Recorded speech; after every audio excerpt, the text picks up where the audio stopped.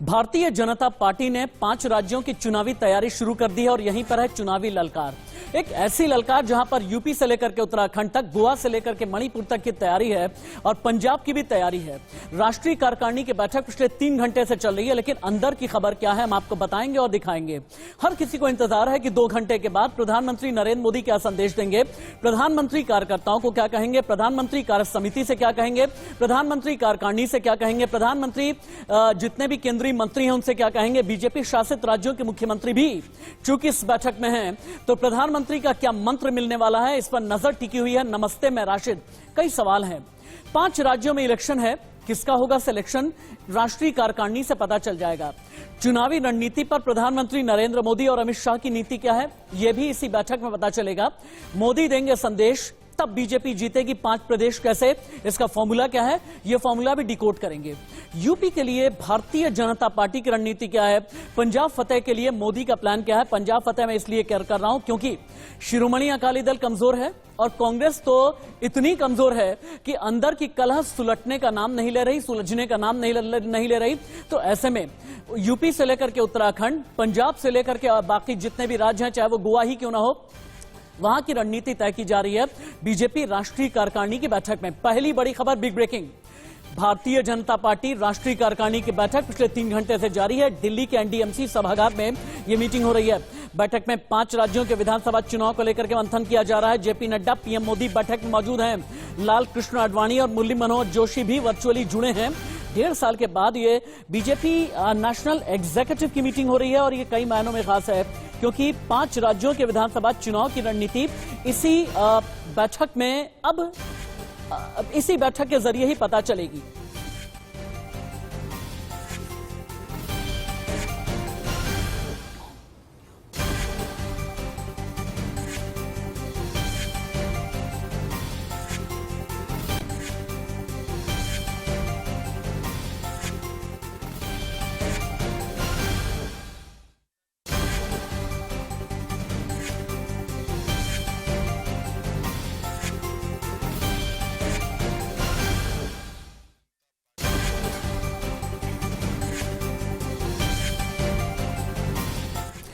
Bharatiya Janata party राष्ट्रीय कार्यकारिणी की बैठक में क्या रहता है खास, हम आपको बताएंगे और दिखाएंगे। लेकिन इस बीच आपको हम ये बताते हैं कि प्रधानमंत्री नरेंद्र मोदी पूरी दुनिया में एक बार फिर से नंबर 1 बन गए हैं। कैसे बने हैं नंबर 1, आप देखिए। अमेरिकी data intelligence firm the morning consult survey है और मोदी एक बार फिर से दुनिया के सबसे लोकप्रिय नेता चुने गए हैं। इसी सर्वे में मोदी ने अप्रूवल रेटिंग में अमेरिकी राष्ट्रपति को पीछे छोड़ दिया है। दुनिया के 13 राष्ट्र प्रमुखों को भी मोदी ने पीछे छोड़ दिया है। प्रधानमंत्री नरेंद्र मोदी की अप्रूवल रेटिंग आज की तारीख में पूरी दुनिया में सबसे ज्यादा है और ये अप्रूवल रेटिंग है 70%। मोदी ने मैक्सिकन राष्ट्रपति और इटली के पीएम को भी पछाड़ दिया है। मैं टीम पीसीआर से गुजारिश ये करूंगा कि जो राष्ट्रीय कार्यकारिणी की बैठक चली है, जितने भी ग्राफिकल इनपुट हैं उन्हें तैयार करके रखें, इसके बाद हम लेंगे। लेकिन मोदी किस तरह से नंबर 1 बने हैं आप देखें। प्रधानमंत्री नरेंद्र मोदी, उनके सामने कौन कितने लोग रहे, उनके सामने जर्मनी की चांसलर एंजेला मर्केल रही, उनके सामने लोपेज ओब्राडर रहे, मारियो द्रागी रहे, स्कॉट मॉरिसन रहे। इसका मतलब यह है कि प्रधानमंत्री के मुकाबले में और कितने लोग हैं। मैक्सिको के president, Italian PM, German chancellor, Australia के पीएम, लेकिन प्रधानमंत्री की अप्रूवल रेटिंग सबसे ज्यादा है और ये अप्रूवल रेटिंग है 70%। और इस अप्रूवल रेटिंग के सामने बाकी और कोई भी टिक नहीं पाया। आप देखिए कि बाकी सबकी अप्रूवल रेटिंग क्या है। टीवी स्क्रीन पर जितना जल्दी हो सके टीम पीसीआर अगर आप उतार करके दिखाएंगे ज्यादा अच्छा रहेगा कि किस तरीके से प्रधानमंत्री ने बाकी सभी को पछाड़ा है। अब हम आपको यह दिखाते हैं कि अप्रूवल रेटिंग कैसे तय की जाती है, अप्रूवल रेटिंग का मानक क्या होता है, कैसे ये रेटिंग बनती है। 7 दिनों का एक मूविंग एवरेज निकाला जाता है। कैलकुलेशन में 1 या 3% का प्लस या माइनस का मार्जिन होता है। मॉर्निंग कंसल्ट का यह आंकड़ा है और भारत के लोगों से सवाल किए गए हैं। भारतीयों को ऑनलाइन इंटरव्यू लिया गया, 2126 लोगों का इंटरव्यू लिया गया है, तब जाकर के प्रधानमंत्री नरेंद्र मोदी को यह अप्रूवल रेटिंग मिली है। हम इस खबर पर आगे आएंगे, लेकिन अब दिखाते हैं आपको कि समीर वानखेड़े वर्सेस नवाब मलिक की लड़ाई आखिरकार कहां तक पहुंच गई है। नवाब मलिक ने कंबोज पर एक बार फिर से निशाना साधा है। बीजेपी नेता, कंबोज की मैं बात कर रहा हूं, उगाही में मोहित कंबोज वानखेड़े का पार्टनर है। नवाब मलिक ने आज कहा कंबोज और समीर वानखेड़े के बीच संबंध है। कंबोज के शहर में 12 होटल हैं। कंबोज पर 1100 करोड़ रुपए की धोखाधड़ी का आरोप लगा हुआ है। ये सारी बातें नए निशाने में समीर वानखेड़े ने बोली हैं।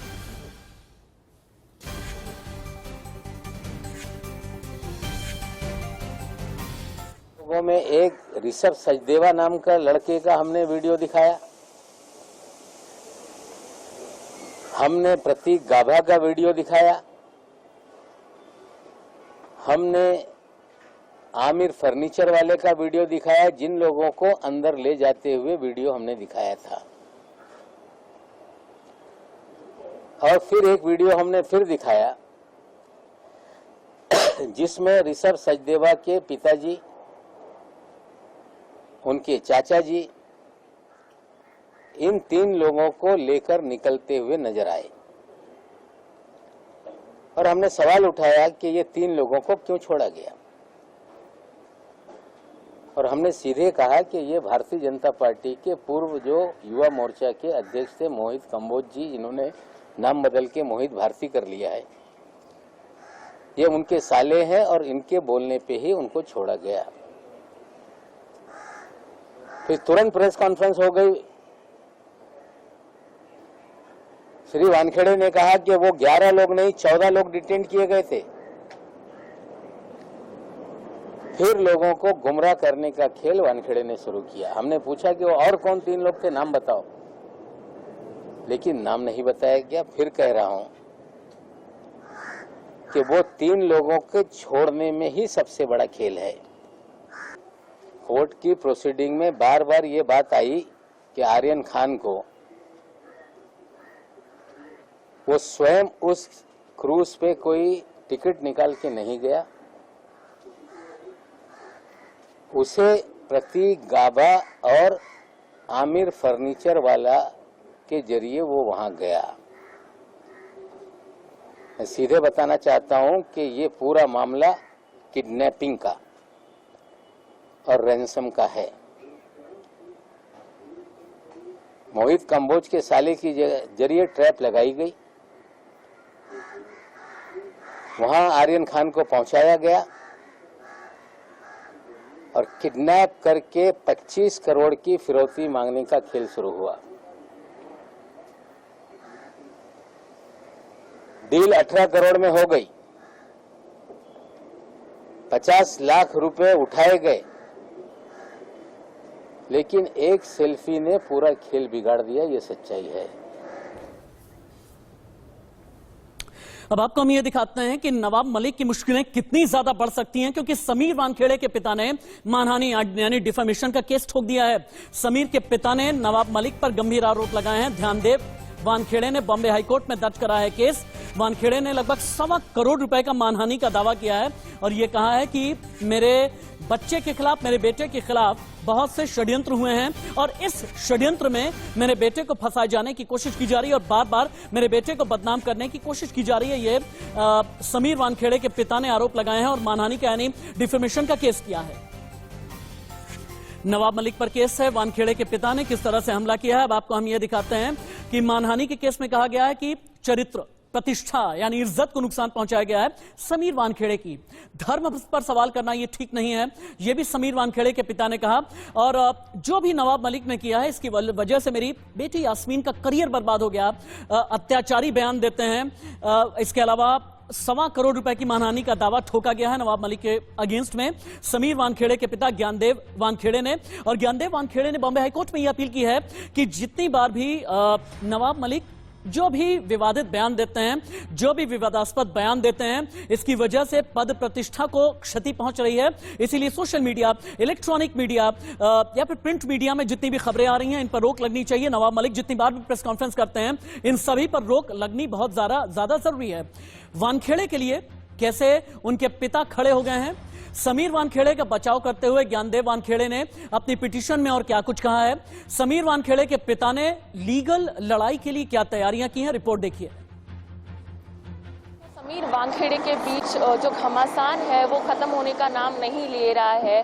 नवाब मलिक बार बार जो है समीर वानखेड़े और उनकी फैमिली पर लगातार जो है आरोप लगाए जा रहे हैं। इतना ही नहीं, समीर वानखेड़े पर उन्होंने एक्सटॉर्शन का भी जो है मामला दर्ज किया हुआ है। उन्होंने ये बताया है कि समीर वानखेड़े जो है उन्होंने एक्सटॉर्शन और करप्शन जो है उन पर चार्जेस लगाए हैं, आरोप लगाए हैं। इतना ही नहीं, उन्होंने यास्मीन वानखेड़े जो समीर वानखेड़े की बहन है उन पर भी जो है उन्होंने जो स्टेटमेंट लगाए थे, कहीं ना कहीं वो ये बता रहे हैं जो उनका ग्रज है कहीं ना कहीं वो निकाला जा रहा है, क्योंकि उनके जो दामाद हैं समीर खान उनको कस्टडी एनसीबी कस्टडी में लिया गया था।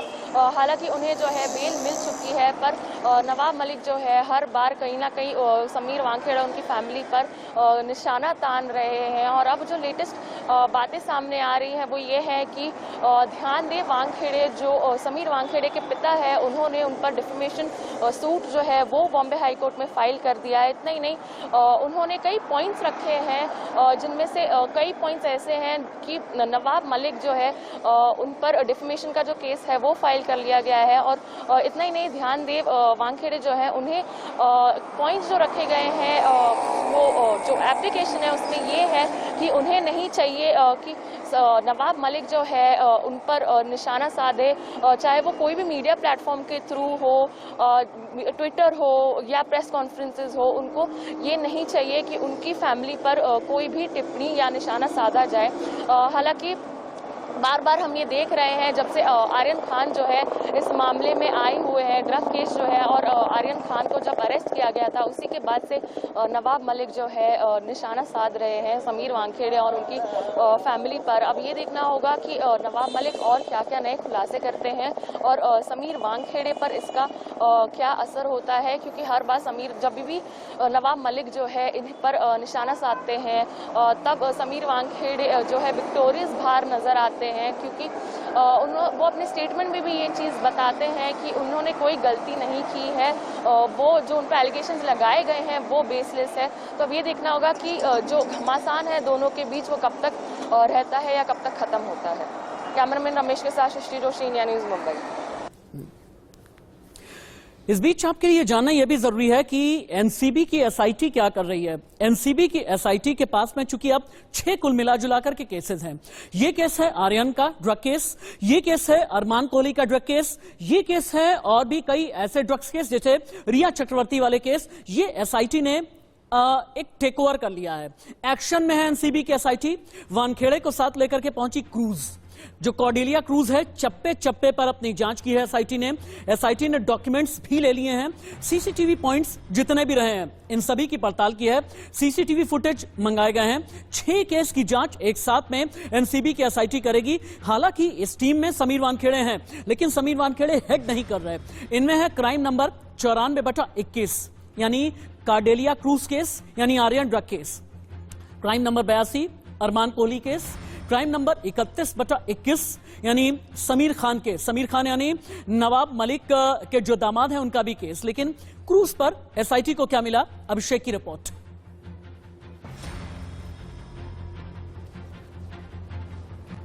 रहे हैं वो मुंबई के लिए रवाना हो चुकी थी और कल ही जो है मुंबई भी पहुंच चुकी है। और अब जो लेटेस्ट डेवलपमेंट्स हुए हैं आर्यन खान ड्रग बस्ट में, जो ड्रग केस है उसमें ये है कि जो 6 केसेस थे हाई प्रोफाइल केसेस जो है 3, उनमें से 3 जो है वो आर्यन खान ड्रग केस है, दूसरा जो है वो समीर खान केस है और एक और जो केस है वो अरमान कोहली का ड्रग केस है। और उन 3 को अलग मिलाकर और 3 केसेस है जो अब दिल्ली की एसआईटी जो एनसीबी की टीम है उन्होंने टेक ओवर कर लिया है।